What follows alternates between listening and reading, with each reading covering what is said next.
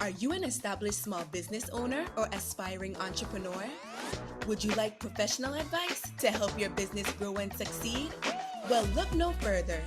The Virgin Islands Small Business Development Center is the territory's #1 resource to move your business forward. Enjoy no-cost advising, low-cost training, and technical assistance from experts in both the public and private sectors.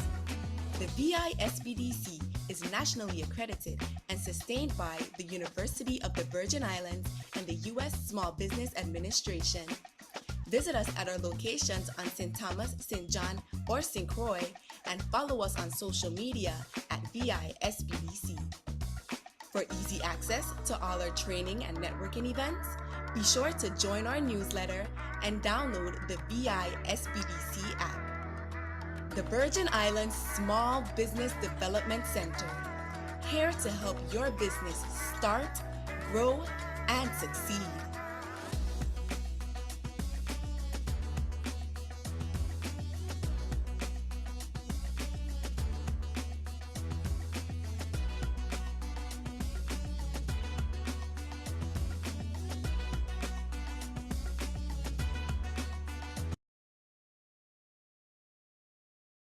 Hi, good morning, everyone, and welcome to the VISBDC's hosting of Sales Forecasting Fundamentals, Building Your Small Business Prediction Playbook.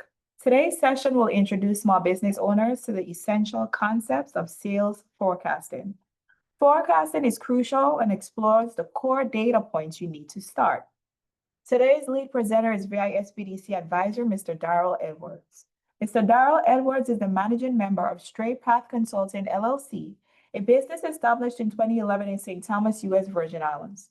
The company offers a wide range of business, personal, financial, and career consulting services customized to serve customers' needs, such as analyzing business ideas,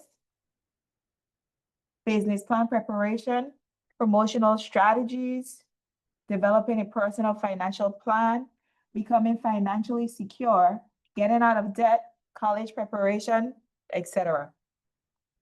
Mr. Edwards has counseled clients since 2001, while employed as a business counselor and later as a business consultant on a contractual basis at the VISBDC.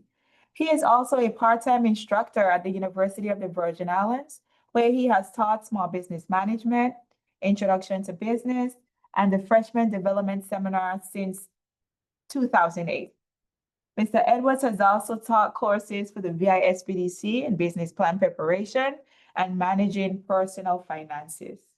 His educational background includes a Bachelor of Arts degree in business with a concentration in computer information systems from the University of the Virgin Islands. He also has a Bachelor of Arts degree in accounting from UVI, a Master of Business Administration from UVI, and a certificate in personal financial planning from Florida State University. So here's a friendly reminder to put your questions in the chat, and they will be addressed either by the presenting team directly in the chat or later during a question and answer segment. A copy of today's presentation will be attached to the post-survey email sent after the live event. We encourage you to take a few minutes after this training to fill out that survey that lets us know how we're doing. So without further ado, Mr. Edwards, the floor is yours. Okay. Good morning, everyone. I trust everyone is doing well. I really appreciate that introduction. So I don't really have to spend too much time introducing myself. You did a very good job, Sharika. So that's basically the same thing that she just said.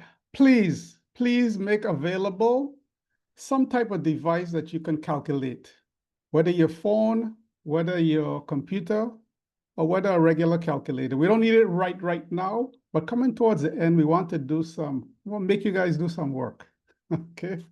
So please make one of those devices available. And as I said, it's gonna be really important at the end of the presentation. Forecasting sales, it's a necessary evil, so to speak. It's one of the most difficult and one of the most controversial parts of preparing financial projections The financial projections would include not only forecasting sales or revenues, but also the expenses. But the sales part is really where I really have to work for my money, so to speak, because most of the time that I spend with clients is working on business plans. And the key part of a business plan is the financial projections. Now, the financial projections, as we said before, includes the sales and the expenses projected. Well, the client, on one hand, you have the client who most clients, well, not, I shouldn't say most, many clients believe that they could make an exorbitant amount of money. So they want the sales to be extremely high. And then on the other side, I have the decision makers, which would include the banks and the loan officers, etc. And they're very skeptical. Do you really think this business, especially a startup business, do you really think this business could make this amount of money? So I'm kind of caught in the middle. What do I do? What do I do? So over the years, I've developed some strategies of forecasting sales and revenues. And by the way, as you see the note on the screen, sales and revenues is basically the same thing. What I learned in my accounting class, and as Sharika mentioned, I do have a bachelor's in accounting. My first accounting class, one of the first things they told us is sales really applies more to products and revenues applies more to services. However, I have seen financial statements that have kind of interchanged the terms. So sales and revenues are basically the same thing. Okay? But when you're projecting sales or revenues, there's some key factors. The number of customers. And when we say customers, I should have really put paying customers. We're not talking about window shoppers. And I like to make the joke, you don't count window shoppers unless you're selling windows. You're not counting people who are going to come to your place of business and say, hey, this looks nice, and then walk out without paying for anything. We're talking about people who are going to dig into their pocket, pull out that credit card, pull out the check, pull out the cash, and pay for it. Paying customers, the number of paying customers, the prices of the products and the services, and of course, the units that are sold. Now, it's very, very important. This last point at the bottom in red, we put it in red so you guys could see. It's very, very important. You need to know the industry, because what might seem outrageous to one industry might be norm for another industry, even for startup business in terms of sales.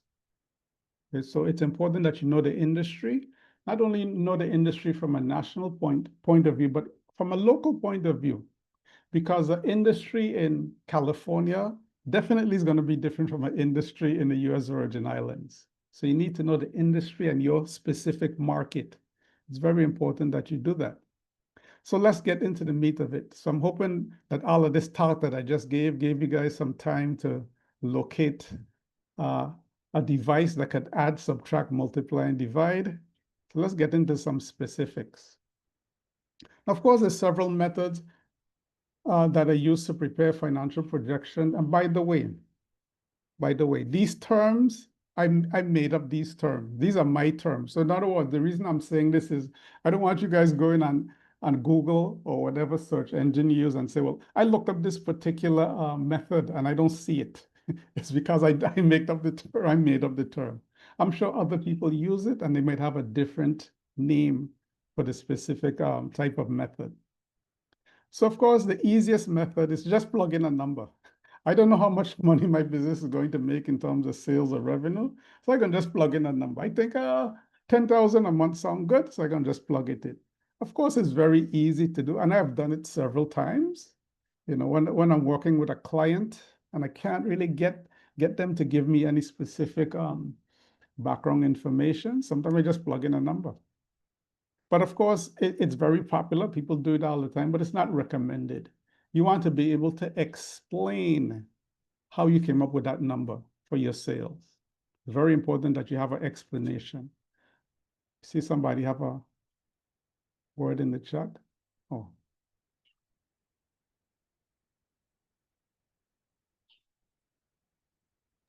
I'll go ahead and acknowledge the Okay, questions okay, later okay, on. You no can problem, continue. no problem.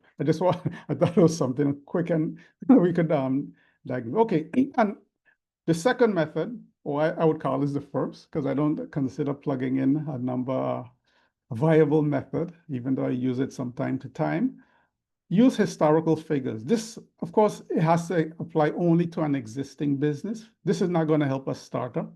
The only way it would help a startup is if the owner of the startup had a previous business. And I've had several clients who had previous businesses in the same industry, basically doing the same exact thing, and then they're starting a new business. That could kind of help. That could kind of help as well. So you just use the historical figures, and sometimes you adjust it because of time and because of a lot of different factors.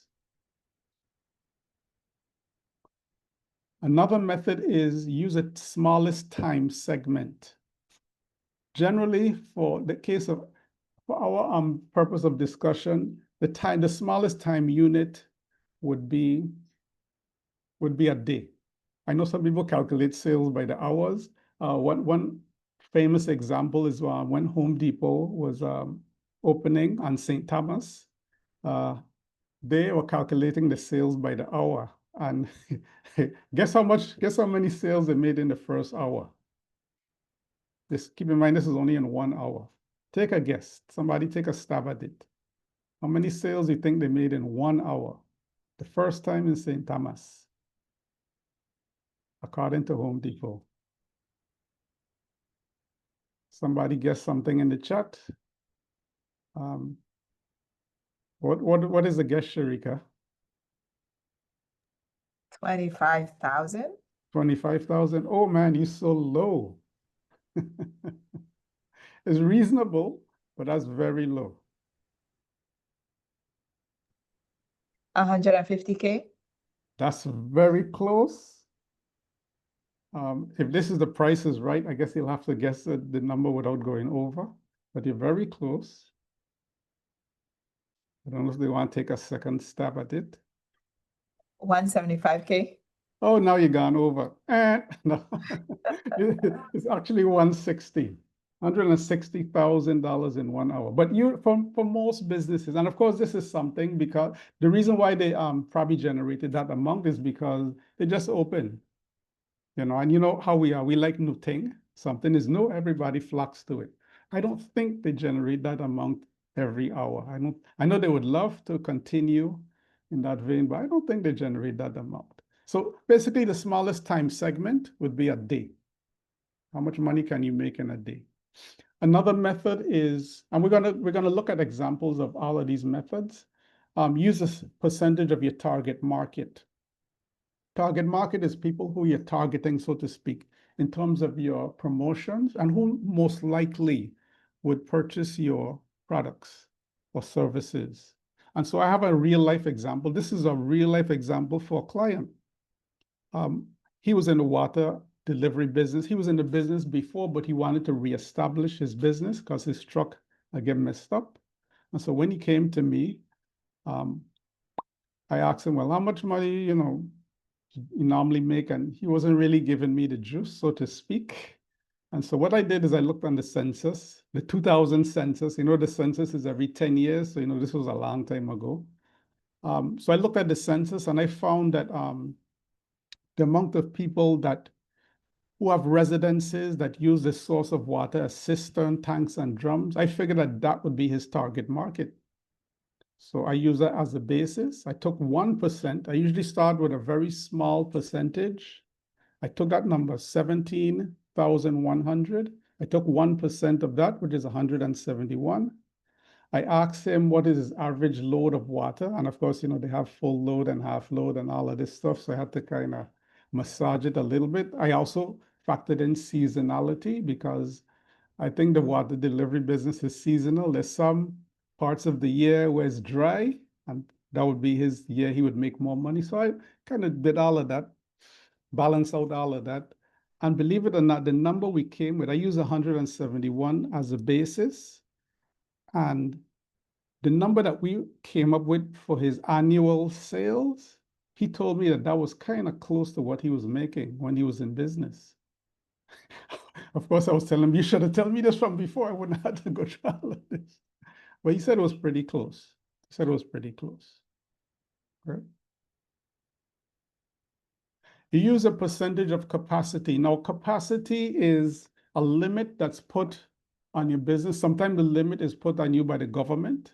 For example, if you own a ship or ferry boat, the Coast Guard is going to tell you your ferry can only have 200 passengers or 100 passengers or whatever. They put that capacity on you.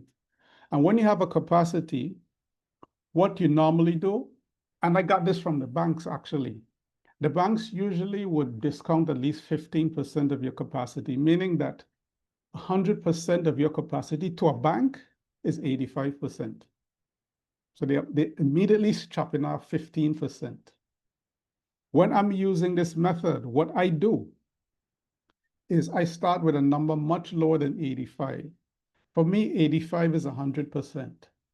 So I start with, sometimes I start as low as 50, 60. I remember I was working with this client, right? He was actually going to print, during the time when we used to actually print newsletters. He was actually going to be printing a newsletter and selling it. So he told me his capacity is 1,000, I think it's 1,000. He could print up 1,000 newsletters per month. I guess after that, the printer would say, nope, can't do anymore. So the capacity in this case was 1,000 per month. So what I did is I started off with 50%, meaning that he's going to sell 50% of those 1,000 newsletters. I started off with 50%. It didn't cut it because when I'm preparing financial projections, I usually prepare the expenses first. So I prepared his expenses. I put in the 50% of the sales of his capacity. It didn't cover the expenses. So I bumped it up to 55, and I kept bumping it up until it covered the expenses. And it covered it at about 65%. So we went with 65% of his capacity. Now, I told him, look, it doesn't mean that you're going to only try to sell 65%. You're going to try to sell 100%.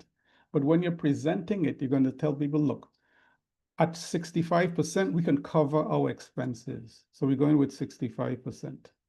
I submitted it to the bank, and the bank said, yeah, the business plan looks good. And they commended, how the business plan looked, and they still denied him the loan. He had some other issues, with his credit and other things. So I use that method when the client has a capacity or limit. You have some imposed limit, whether it's imposed by you or by the government. And of course, pay attention to this note. If you have more than one source of revenue, please record each source separately. Report sales and services separately. Very important. I was working with a client one time, and she had about 5 different sources of sales revenues, 5 different. And so what I did is on the cash flow statement and on the income statement, I reported 5 separate sources of sales and revenues. When I went to the bank said they wanted a separate statement, not just list the sales and revenues separate, list the income and expenses for each source separately. So I had to go back and after all of that, believe it or not, they did approve the loan. But yes, you have to distinguish between your sources of revenue. Don't lump them together. It's important because you would like to know how much is going to be made from sales, how much is going to be made from services. For example, if you offer repair, how much is going to be made? A percentage of asking price. Actually, one of my clients inspired me to develop this method. This usually works for items in which the price is negotiated.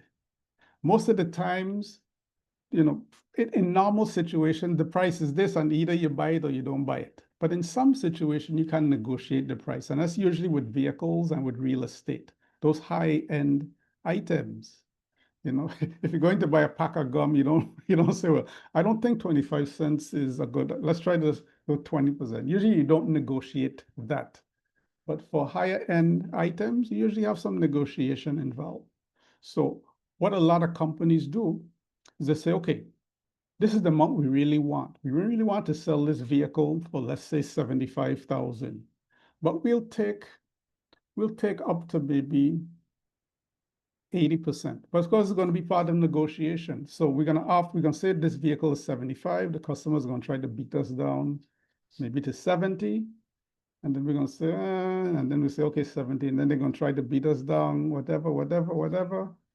So the lowest we'll go is 60 or 65. They already have in mind the amount that is going to be like the bottom, the cutoff point, but they usually still try to ask for the higher price. But you have in mind, and these numbers that you see for the example, this was an actual client of mine. They actually had 100 lots. They had a lot of, well, they were supposed to get 100 lots. It didn't pan out. But and they were selling them for about 300,000 per lot.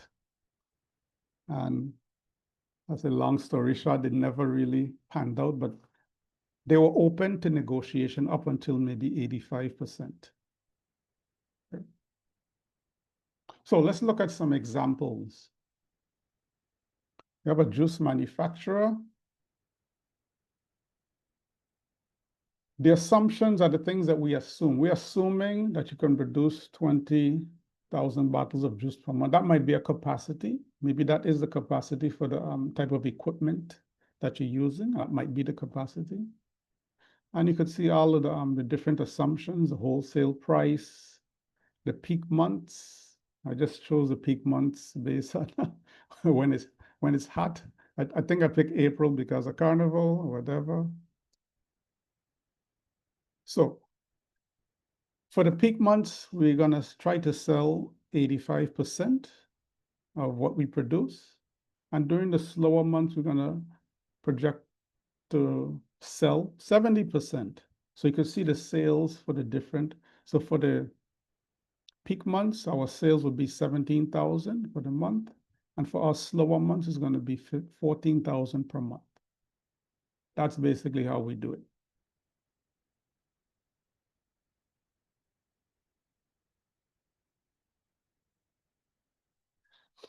Another example is, of course, this works for an existing business. Last year in 2024, they made 7,500 per month during the peak season and 5,000 per month during the slower months. And so they anticipate for 2025, they're going to have an increase of 10%.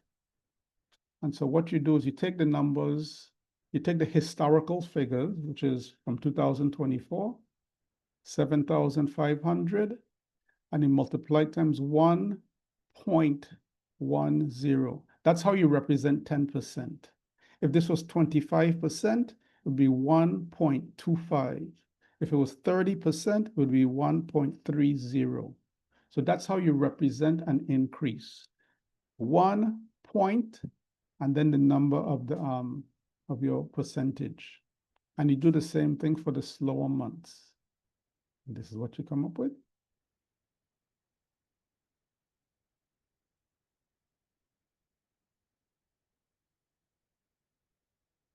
Percentage of your target market. So again, the assumptions, our target market, we're targeting women who are age 18 to 34 who reside in the state Concordia and St. Croix. And the size of the target market is 10,000. Of course, this is fictitious numbers. As a new business, we anticipate to attract 1% of our target market, which is 100 people, once per month. And the average cost of our services is $100. So you take the target market, 10,000, you multiply it times the percentage that you want to attract, 1%, which is 100, and then multiply it times the average cost of your services. So that comes up to $10,000 a month.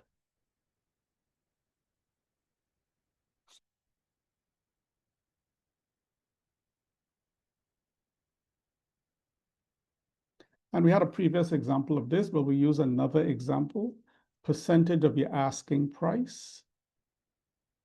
You have 10 vehicles, you're asking 50,000. Due to hardships, they lower the price to 70%. So 70% is the cutoff in terms of how low they would go. They would tell the customer that the vehicle is 50,000 and let them bargain down to as low as 35,000.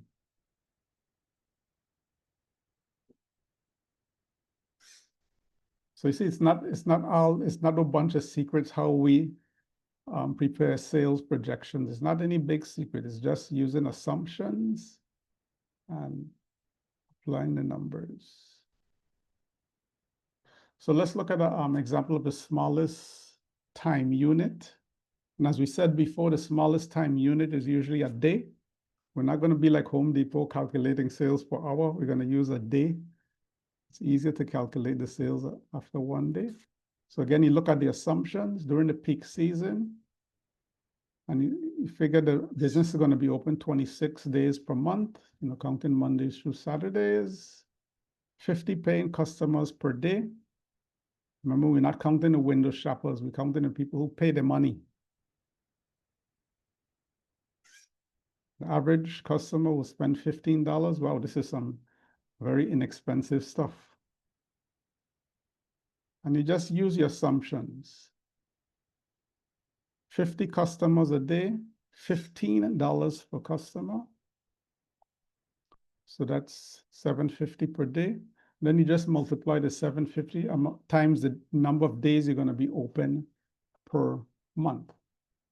And you come up with $19,500 per month. And you do the same thing for the slower months. So for the slower months, instead of 50, we're going to have 35 paying customers. You use the same average. And you basically do the same thing.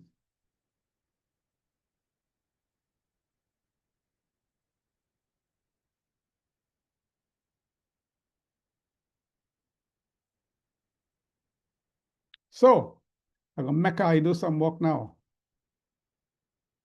So go ahead and grab your, if you haven't done so already, grab your calculator, your phone, or your computer. Put it in a mode where you could do some calculations. I'm going to give you guys some scenarios and ask you guys to prepare the numbers. So I'm hoping that everybody's ready. Yes, everybody's ready. First scenario. Straight Path LLC, they plan to open a daycare in St. Croix. They're authorized to have up to 90 children. That's a capacity. And that capacity is put on you by the Department of Human Services. It's based on how many workers you have. I think it used to be 12 children per every worker. I think it might be 15. I think I calculated at 15 children per worker. So that means I probably have 6 workers. So I have 6 workers, 6 times 15 is 90. The cost of the tuition is $500 per month. And they anticipate they can achieve 70% of their capacity. They would love to have 90 children, but they may not. So your task is to calculate the monthly revenues of Straight Path LLC. Knock yourselves out. You already have an answer in the chat. Oh, what's the answer? $32,200. $32,200. Interesting. Do you have any other answers? Not as yet. Not as yet.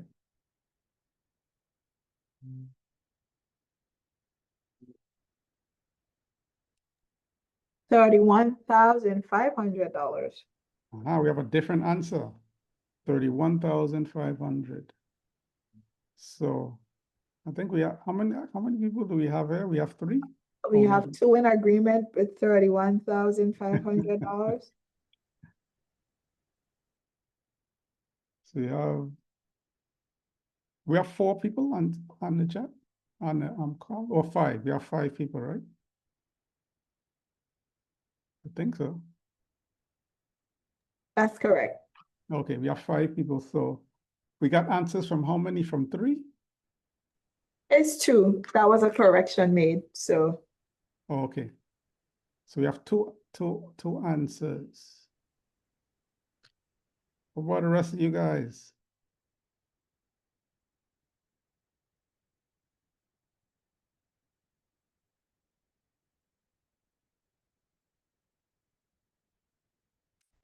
Different answers. You could put it in the chat or you could unmute yourself, whichever one works.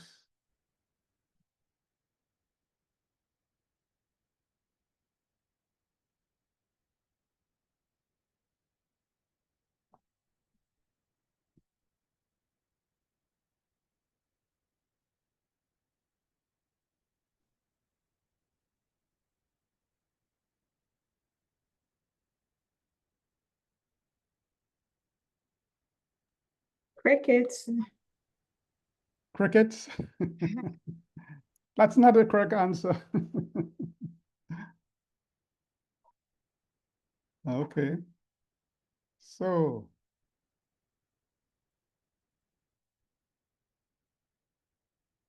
31.5 is the answer. I think the one who said 32.5 corrected it to 31.5, if I'm not mistaken. Yes. Okay. Mhm. And this one is pretty simple. Take the 90, which is the capacity, the number of students. The percentage they're targeting is 70% and 63, and you multiply that times the average tuition. That was pretty simple. So let's see how you guys do on this one. Straight Path doing a lot of work, my son. They plan to open a gift shop on St. John. So they project 5 peak months and 7 slow months. They anticipate having 60 paying customers per day during the peak season and 30 paying customers per day during the slow months. On average, each customer will spend $75. They're going to be open 26 days per month. Now, preparing the annual sales for Straight Path LLC. The annual, I mean, it has to be for the year. So this one is a little more complicated than the other one.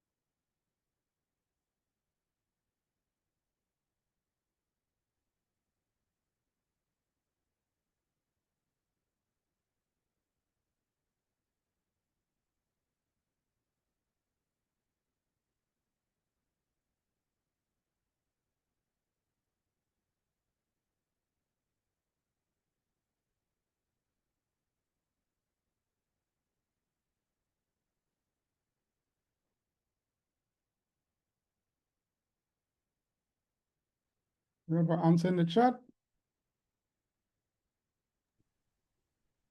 $994,500. Well, that's a lot of money. Any other answers?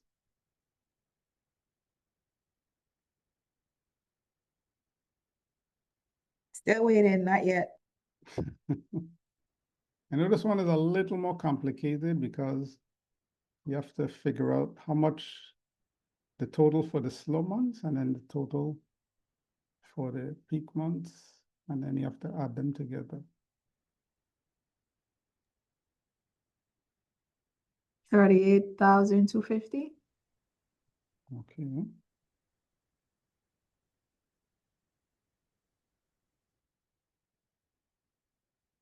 We have two answers.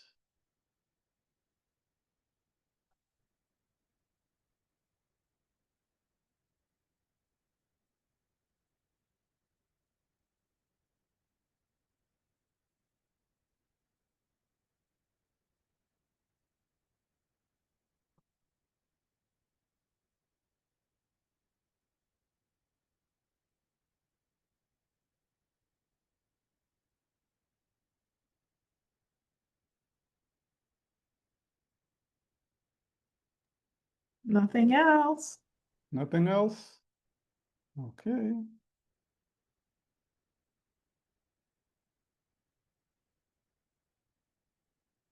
$994,500. That person was correct. I think that was the first answer, right? Yes. Yeah. See, for me, this is how I lay it out. I give some of these same examples to students when I'm teaching small business management. And some students do it another way. They do it vertically. I do mine horizontally. I guess that's how my brain works. For me, it's just easy to just lay it out. Just lay out what you have. And I'll be honest with you, most of the time the spreadsheet, I have spreadsheets that actually would calculate this. I just have to put in a few numbers and it'll spit it out for me.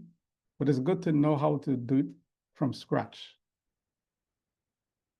So you as a business owner, you could say, okay, this is how much we're going to make during the peak months, how much we're going to make during the slower months. But yes, the 994,500 is correct, using the smallest time frame.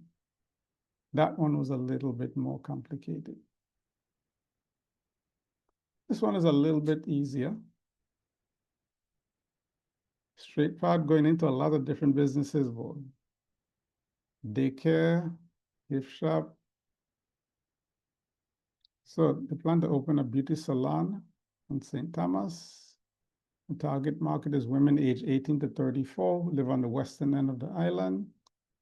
Based on the 2020 census, the size of the target market is 7,500. And they anticipate that they can attract 4% of the target market every month. And the average price of the services is $75. So this one, you're only preparing the monthly.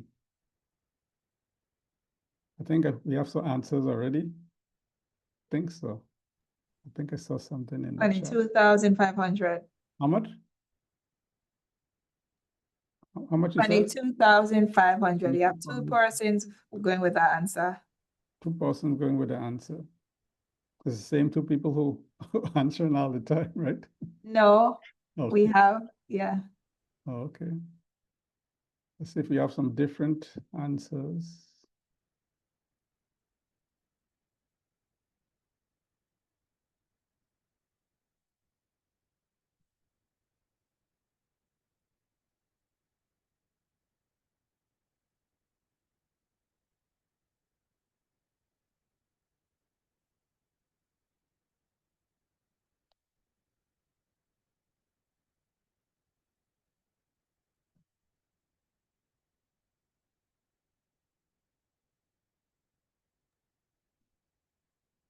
And we have one more, 22,500. That's it. Interesting.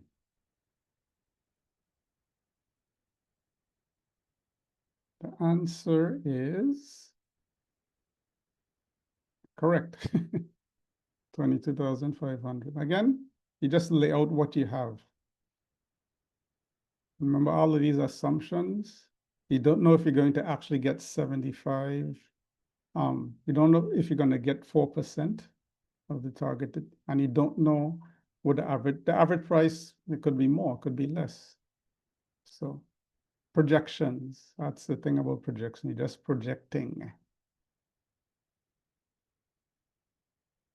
Wow, straight back, going into another business again, wow.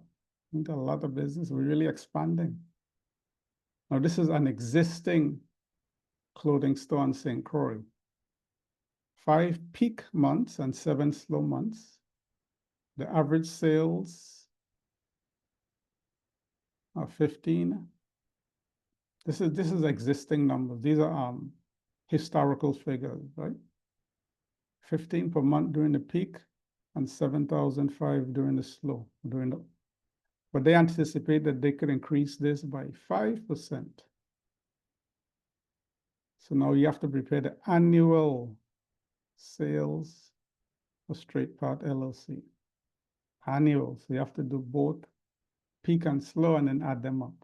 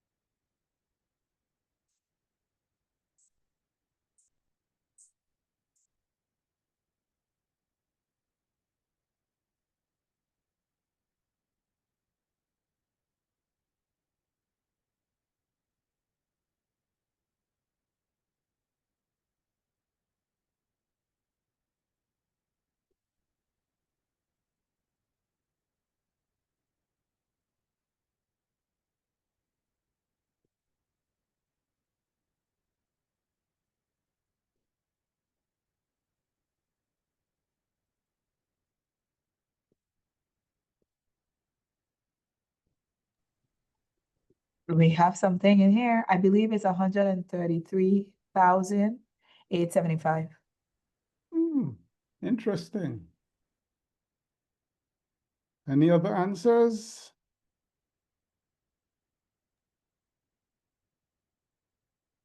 Not yet.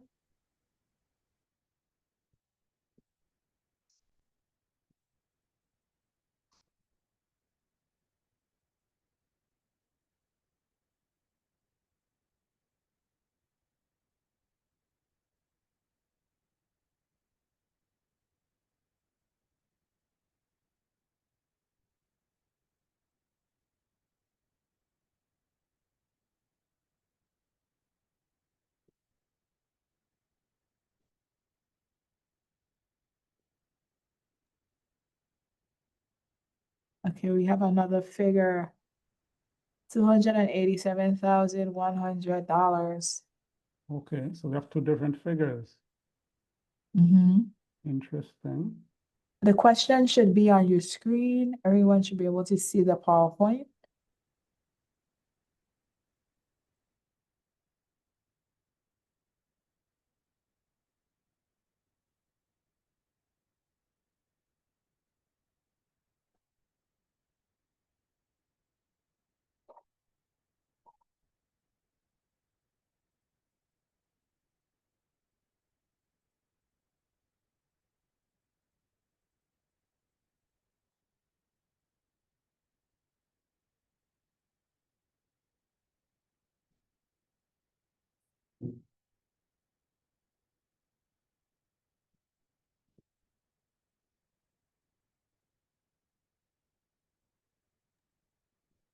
I guess that's our only two. That's only 2. Mhm. The one that says 133,875 is correct. Because remember what we said, when you're showing an increase, it's 1 point and then the number. Now for 5%, you have to put in the 0.5. I think the person might have put in the 5 instead of the 0.5. This is how you represent 5%. 0.5, not 5. If you put in 1.5, that would be 50%. Okay, so the number after the point is how you represent the number over 100.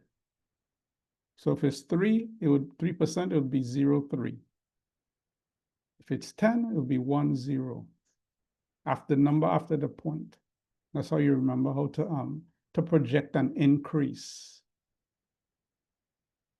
Okay. And as Sharika said, you guys are going to have access to this. You're going to have access to the questions and the answers. So be able to go through these again.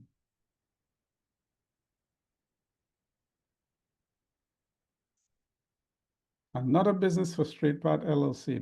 That's a conglomerate, man. They own like everything. A soda manufacturing business on St. John. The capacity is 25,000 cans per month. 5 peak months, 7 slow months. And they project they could sell 80% of their capacity during the peak months and 60% during the slower months. And the price is 75 cents a can.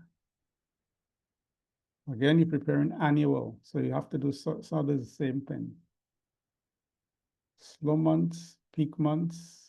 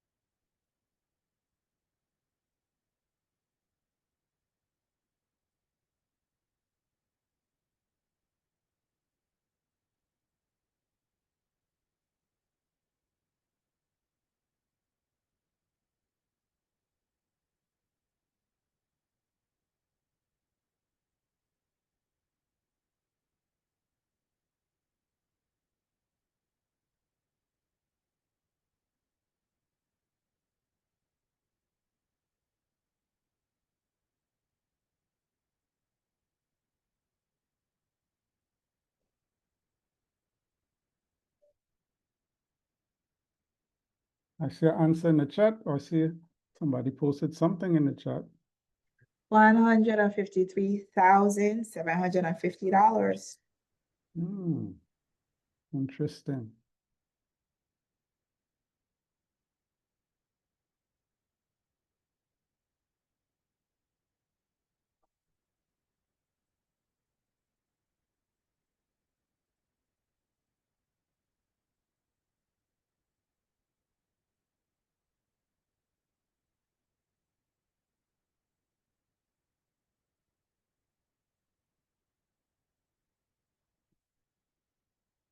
I encourage everybody to try, even if you don't get a correct answer, try, because as the saying goes, it's good to get your hands into the dough to learn how to make the cake. We could show you the recipe, but you learn by actually doing. So the more you do it, the more you learn. So I encourage everybody to at least try. Even if you don't get the answer correct, try a thing.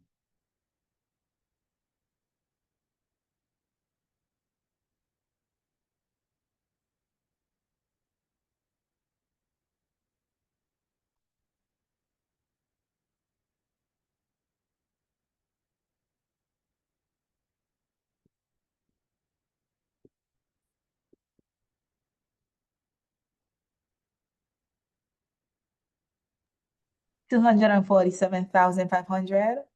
Also, somebody has a different answer now. Mhm. Okay, interesting.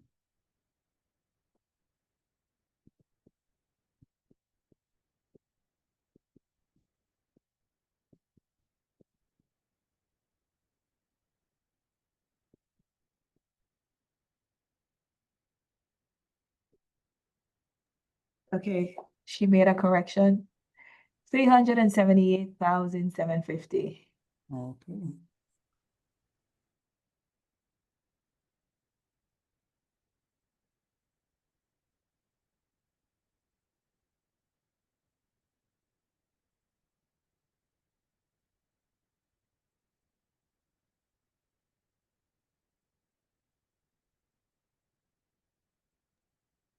$161,250.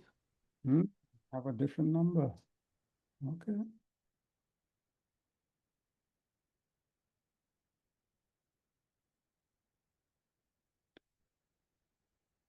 This is it. I think somebody did say the 153,750. I think Yes. somebody did. The first person got it correct.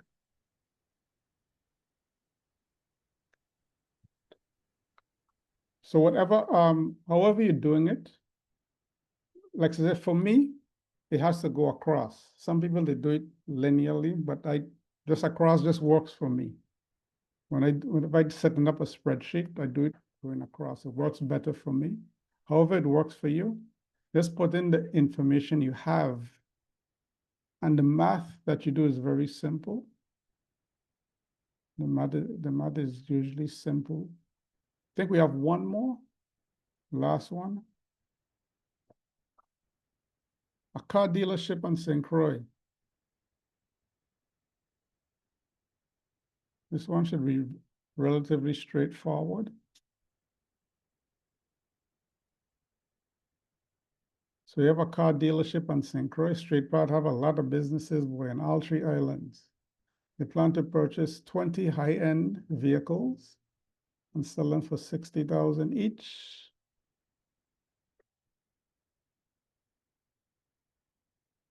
They think that they could sell all of them, but they don't know if they could sell all of them for the price that they want. And that's the same thing that my clients told me when I was working with them for selling the 100 lot for 300,000. They say, Edwards, we could sell all of them, you know. It's just at what price? So they're not sure if they could sell them for 100%. So they're asking this, they'll go as low as 80% of the asking price. So prepare the annual sales projections for Straight Path LLC.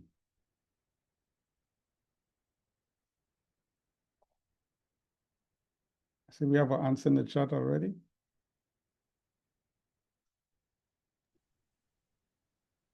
$960,000.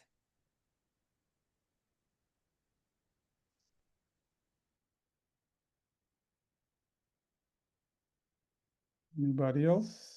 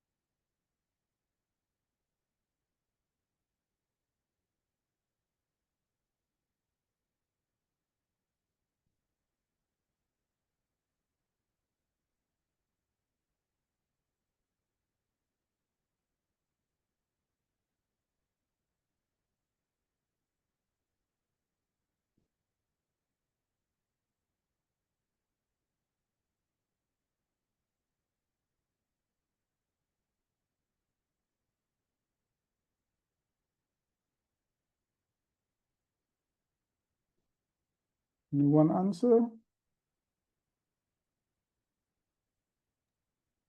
That's it. That's it. Okay. And it looked like that one person got all of them right. If it's the same person who's been answering first.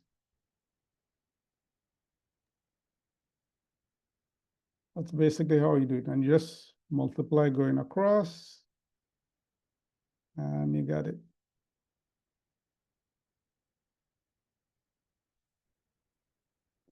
So that is basically it for me. This is my contact information. You can contact me directly or through the VISBDC. I prefer you contact me through the VISBDC. You could contact me directly. But what you guys see is that preparing financial projections, nothing mystical, nothing that great about it. It's something that people could do. Just last week, I was making a presentation to some business students down at UVI. This is a program they have for high school business students. And so I give them more or less the same exercises. And I ask them after the exercise, I ask them, you guys think you could be business consultants? And one student say, yeah, if it's going to be that easy. But I'll tell you guys this, right? A lot of the business that I get is because of this, is because of the financial part of it. A lot of people are not, they could work with the narrative part of the business plan. Working with that is not a problem for them. Is the financial part is where they have challenges. And so I tell people, this is where I make money. I make money because people are afraid of numbers. But as we showed you guys today, it's not that difficult. It's really not that difficult. The math that's used in accounting and finance is very straightforward. It's just knowing what do the numbers mean and putting the numbers in the correct place and knowing when to add, divide, multiply, subtract. But the actual numbers are very, very straightforward, and the actual math that's used is very straightforward and simple. Any questions?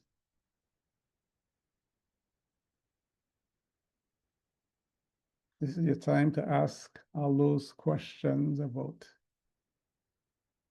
projecting sales. While you're formulating your questions, I would say this. I've been doing this for about 25 years, actually 24 years. And in the 24 years that I've been doing this, only one time, excuse me, has a client told me that the numbers that we projected came out to be exactly what they actually made in actuality.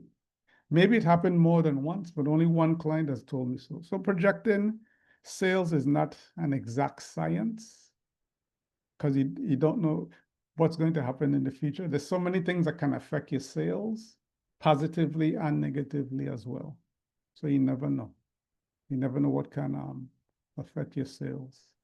All right. Thank you for that. So first question, Okay. how would you structure a prediction playbook for a small family-owned construction firm dealing with seasonal demand and public sector contracts in the Virgin Islands?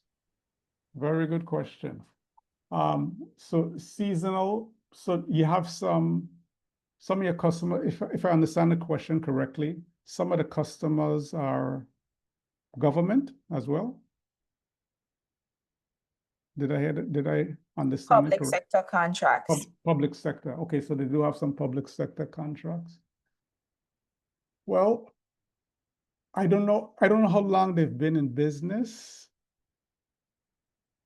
If they've been getting these contracts every year, you could more or less kind of book those and say we're gonna get this contract every year. Now the seasonal demand from the rest of the people, from the general public, that's going to be a little harder to project. If it's an existing business, the best thing might be to use existing numbers and just increase it by a certain percentage, unless you're going to do something really drastic to increase, or something drastic is going to happen that's going to decrease the demand. Okay, because it's very hard, and as the person said, it's seasonal. So if they are an existing business, they would know, basically they could look over the numbers for the last couple of years and say, okay, during the peak season, we normally get this amount of customers in terms of numbers, spending this amount of money. And you could kind of use that as a basis for your assumptions. Okay. And the thing about an existing business is that your numbers for the subsequent year shouldn't really exceed your actual numbers by that much. Of course, you want to show an increase, and you should show an increase unless something dramatically increases it. So for that person, I would really like to sit down with them and see what the numbers are prior years, and let's see how we can do some projections. Or if you don't want to deal with me, you could deal with any SBDC consultant, and they should be able to do the same thing as well. Okay, Thank you that's for that's a that. good question. Here's another one. What forecasting techniques work best for project-based businesses like theirs, where cash flow and vendor reliability are critical? Oh, what type of business they say they are? The project-based, like, A small family-owned construction firm. you're saying that they're project, you're saying they're project-based, like, and I didn't hear the term you used. The question says, what forecasting techniques work best for project-based businesses like theirs? Like this, okay, like this, okay, that's the word I didn't hear. I thought you meant a specific type of business. So it's Like project-based. where cash flow and Mhm. vendor reliability are critical. Yeah. Is it existing or it's projected? Well, if it's existing, I think they're referring to the family-owned construction firm. Okay, so if they exist, I'm not sure. okay, if they are existing and it's project-based, so I understand that, like you said, cash flow is important because if you're depending on people to pay you and the payments are late, I have friends who are into this type of work and they've been telling me some stories about, even though you agree with people for this price, sometimes when you actually hit them the bill, even though it's agreed from before, they'd be like, nah, and they try to knock you down. So, and then sometimes the payments are late. So that's what, they said in the question. I would project the worst case scenario. I usually project the worst case scenario and see if you can survive under the worst case scenario. And of course, since it's project based, I don't know how many projects they get per year or per month, depending on how frequently they get the projects, whether it's on a monthly basis or on an annual basis. But I would look at my worst year and try to build off of that, use that as the foundation to build off of. And I completely understand about, the slow and the late payments. I completely understand about that. But usually people do ask for money up front. And usually the money up front would kind of tie you over until you could actually get the payment from these people. But to answer your question, since you're project-based, you'd kind of have to anticipate how many projects you could get per year. I don't know what would be a good number.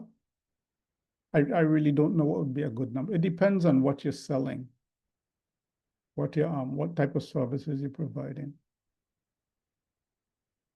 But you're in a situation like that, I might prepare the expenses first and then see what among the sales we need to cover the expenses.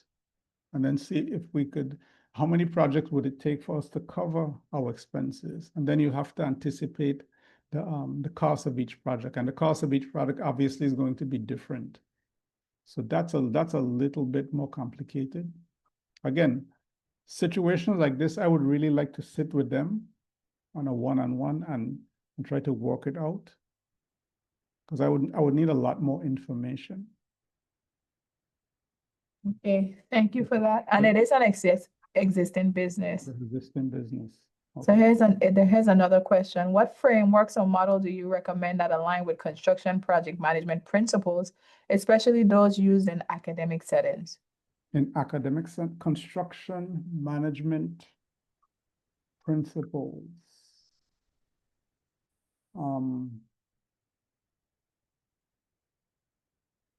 So in other words, if I'm understanding correctly, and I'm not sure if I am,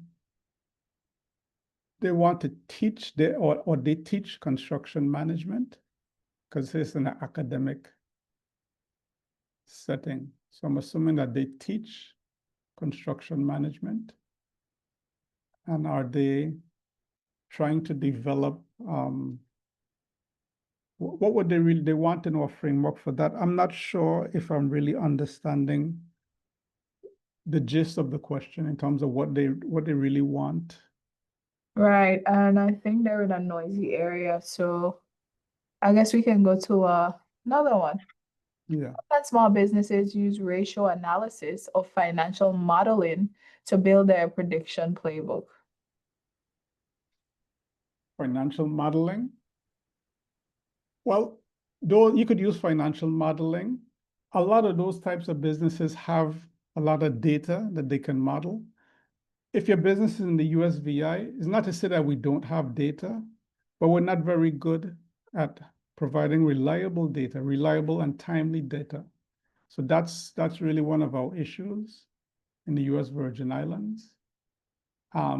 There's several programs that I use. In fact, when I was working with the SBDC full time, we were contemplating purchasing one of those the software that has, or one of those programs that has information about different industries and the typical numbers for those industries.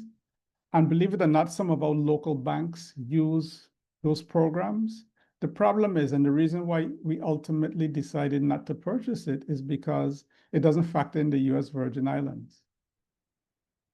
Even though you could say, well, okay, I'm going to look at a population, I'm going to look at the area, the size of the US Virgin Islands in terms of population, it's still not the US Virgin Islands. The population might be the same, but the dynamic, the logistics are going to be totally different. This is an island, so we wound up not purchasing the program because of that. So I'm not sure if you could reliably use it for a business in the US Virgin Islands. Maybe you can, but I'm not sure if that's possible. Thank you for that. And here's the final question. Okay. How do we factor in climate tourism cycles?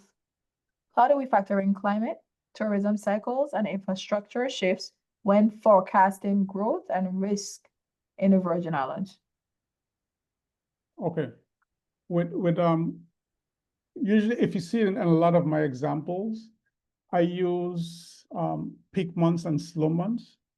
And when I'm working with a client, I actually ask them when is the peak season for their industry. And believe it or not, some of the people in the same industry would give me different beginning and ending months for the same industry. So I tell them it's based on your experience. So, but yes, you have to factor that in. I've had clients who have actually projected that they're going to be closed in September, because September is a month that we get a lot of hurricanes. So they actually project they're going to be closed in September. So again, it's going to be based on your experience in the industry. And of course, if we do have information that can be used to predict what's going to happen in the future, I don't think anybody predicted COVID, but COVID had to be factored in very quickly in a lot of our business plans because of the reduced customers and stuff like that. So again, knowledge of the industry is very important. Sometimes, unfortunately, we don't have a lot of good, solid, reliable, timely information. That's the reality, we don't. But I would answer the question that way. It's based on your experience and what's available out there in terms of because remember, what you're doing is we're forecasting. We cannot predict accurately everything that's going to happen. As we said, nobody accurately predicted COVID. So that's the best we could do. We're projecting, we're forecasting sales. It's not an exact science. As I said before, only one client has actually told me that the numbers came out exactly the same, almost to the dollar of what we projected. Okay, so that concludes our question and answer segment. Thank you so much, Mr. Edwards. All right, it's been great working with you guys. And as we said before, please contact me, specifically through SBDC, preferably through SBDC, so we could deal with these situations one-on-one. Because I think, with a lot of these questions, it's preferable to deal with one-on-one, because I might need some information that you may not be comfortable providing in a setting like this publicly. So I think it'll work better in a one-on-one session. Thank you. So the VI SBDC has so much more in store for you as VI small businesses. You can visit our website at www.visbdc.org. Download the VI SBDC app on your mobile device from the appropriate app store. Like and follow us on Facebook, Instagram, Twitter, Google Business, and subscribe to the VI SBDC YouTube channel for new uploads of our on-demand webinars. So just to mention some of the webinars we have coming up, we have Mr. Edwards back on Friday, and he is going to be presenting at 11 a.m. Financial Statements 101, Understanding the Big Three. We have a webinar on August 5th. It's entitled The Importance of How to Keep Production and Sales Records, Part 1. And that is being hosted by the VI Agriculture Business Center. And then we have Part 2 happening on August 7th. And it's going to be from 5 to 6:30 p.m. On August 19th, we have SBA back again, and they're going to be presenting on how to qualify and apply for an SBA loan. On August 22nd, we're focusing on customer service, and we have a webinar entitled Small Business, Big Service, Crafting Unforgettable Customer Experiences. On August 26th, we have SBA back again. They're presenting on learning about SBA's resources to help your businesses start, grow, and succeed. On October 8th, we have our SBDC advisor who specializes in marketing. She's going to be presenting how to develop and maintain a strong brand, keeping your small business relevant. We have another SBDC advisor who's going to be presenting on October 13th, leveraging AI for small business longevity, intro to AI, and the business life wheel. And we have a lot more webinars already in our training portal, so we encourage you to go to our website, select trainings, and register for those upcoming webinars. So we have a few comments in this chat. Thank you for answering the questions. They'll follow up with you. It was an awesome presentation. Thank you for the great information. And I think that concludes today's session. So once again, I would like you to take a few minutes after this live event, check your email. Attached will be a copy of today's presentation. We want you to fill out that survey that lets us know how we're doing. So once again, on behalf of the entire VI SBDC network, we thank you for your time and attendance, and we wish you a productive day.